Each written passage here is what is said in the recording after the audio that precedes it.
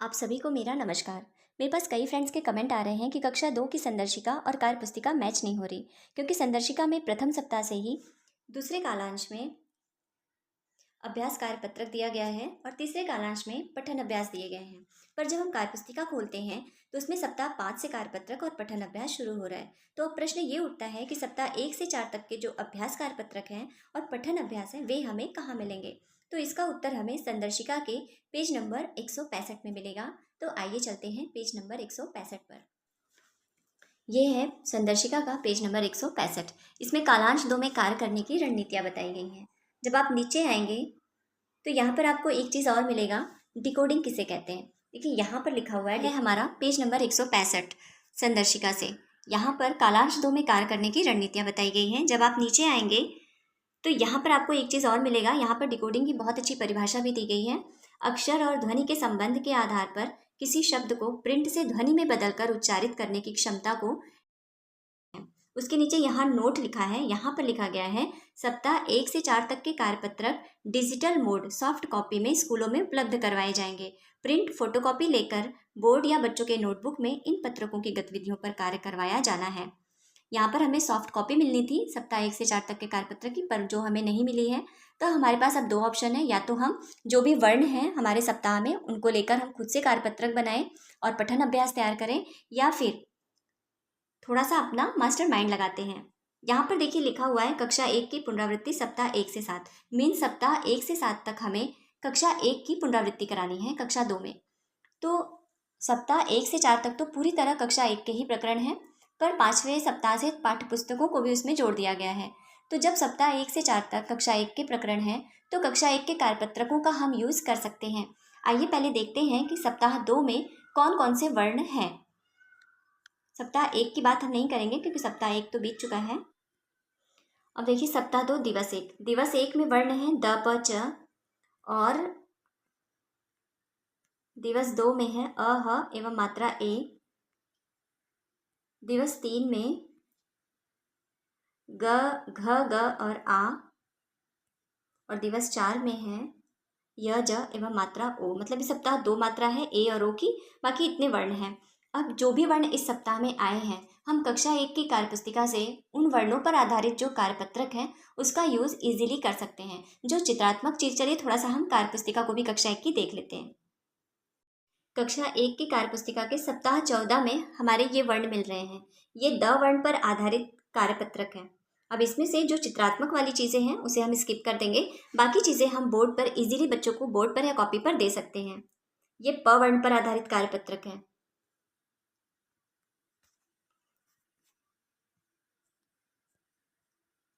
ई की मात्रा नहीं है इस सप्ताह, तो इसे हम स्किप कर देंगे। फिर देखिए च आ गया, अ ये दूसरे दिवस का है अ, तो इसमें से हम कुछ चीज़ें ले सकते हैं। इस कार्यपत्रक का ह हो गया, घ ग, मतलब दूसरे सप्ताह में जितने भी वर्ण हैं, देखिए एक ही मात्रा का कार्यपत्रक है ये। तो इस तरह से हम कक्षा 1 की कार्यपुस्तिका का यूज़ कर सकते हैं। अब यही चीज, अब बात करते हैं पठन अभ्यास की। अब पठन अभ्यास के लिए आप कक्षा 3 की कार्यपुस्तिका का यूज़ करेंगे, क्योंकि जिस तरह से हमें कक्षा 2 में सप्ताह 1 से 7 सप्ताह तक कक्षा 1 की पुनरावृत्ति करानी है, उसी तरह से कक्षा 3 में सप्ताह 1 से 7 तक कक्षा 2 की पुनरावृत्ति करानी है। अब जब जिसमें सप्ताह 1 से 4 तक पूरी तरह से कक्षा 2 की ही पुनरावृत्ति होनी है, 5वें सप्ताह से पाठ्यपुस्तकों को लिया गया है, तो हमें सप्ताह 1 से 4 तक के कार्यपत्रक और पठन अभ्यास ही चाहिए। तो जब ये कक्षा 2 की पुनरावृत्ति हमें कक्षा 3 में करानी है, तो जाहिर सी बात है पठन अभ्यास भी कक्षा 2 के ही होंगे। तो आप कक्षा 3 के जो पठन अभ्यास है कार्य पुस्तिका में, उसका आप बहुत ही आसानी से यूज़ कर सकते हैं। हमें पठन अभ्यास 8 तक के चाहिए, तो आप इसमें देखेंगे पठन अभ्यास 1, पठन अभ्यास 2, 3, 4, 7 और ये 8। पठन अभ्यास 9 कक्षा 2 की कार्यपुस्तिका से स्टार्ट है। जिस तरह से उसमें पठन अभ्यास 9 है उसी तरह से इसमें भी है। तो पठन अभ्यास 8 आप कक्षा 3 की कार्यपुस्तिका से ले सकते हैं। तो इस तरह से कार्यपत्रक हमें कक्षा 1 की कार्यपुस्तिका से लेने हैं दूसरे कालांश के, और तीसरे कालांश के जो पठन अभ्यास हैं वो हमें कक्षा 3 की कार्यपुस्तिका से लेने हैं।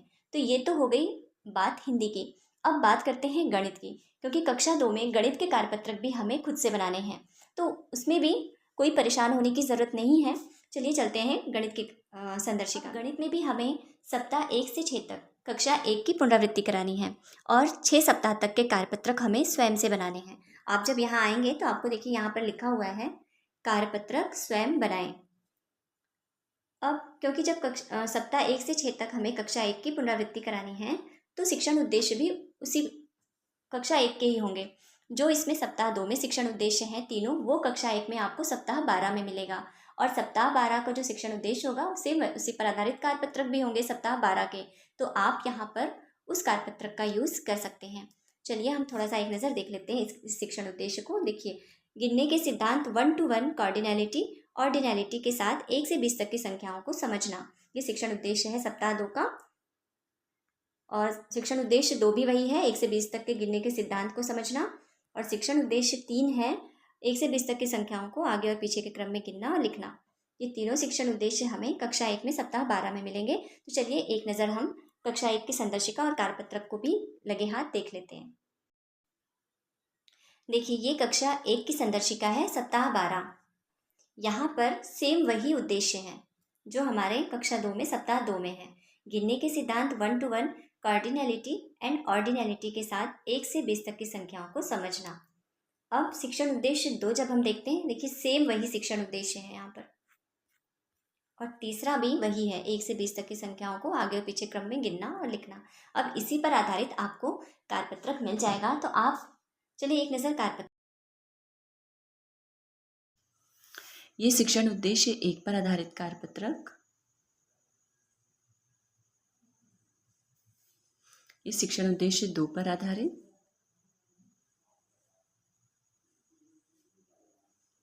और ये है शिक्षण उद्देश्य 3 पर आधारित। तो इसी तरह से आप गणित के कार्यपत्रकों के लिए कक्षा 1 की कार्यपुस्तिका का यूज़ कर सकते हैं। तो बस आज की वीडियो में